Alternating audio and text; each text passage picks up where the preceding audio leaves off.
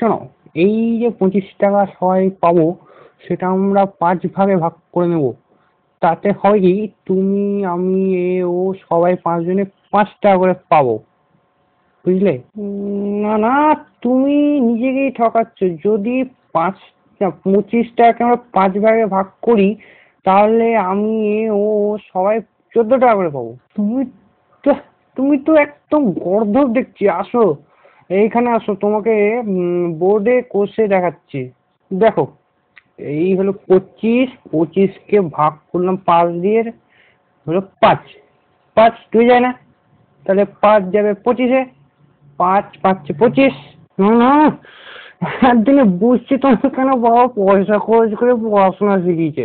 দেখো, 5, এই 25কে ভাগ করো 5 দিয়ে।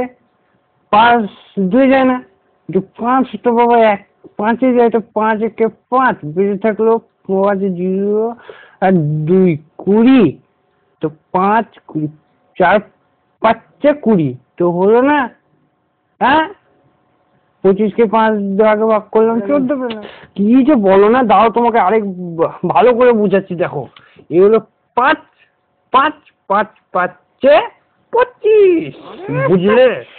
এইটুকু পড়া শিখেছো তুমি? হ্যাঁ, এত বছর ধরে পড়ালাম। হ্যাঁ, সে 14কে 5 দিয়ে গুণ করলাম। 4 5 20, 5 1 5, 20 5 25।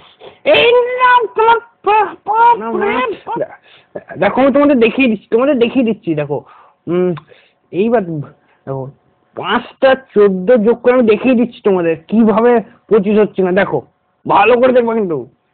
5টা 14 আমি যোগ করবো আর 25 হবে না। দেখো, 4 4 8 12 16 20 21 22 23 24 25 25। তাহলে বুঝলে, বেশি পড়াশোনা করতে হয় না কেন? হ্যাঁ।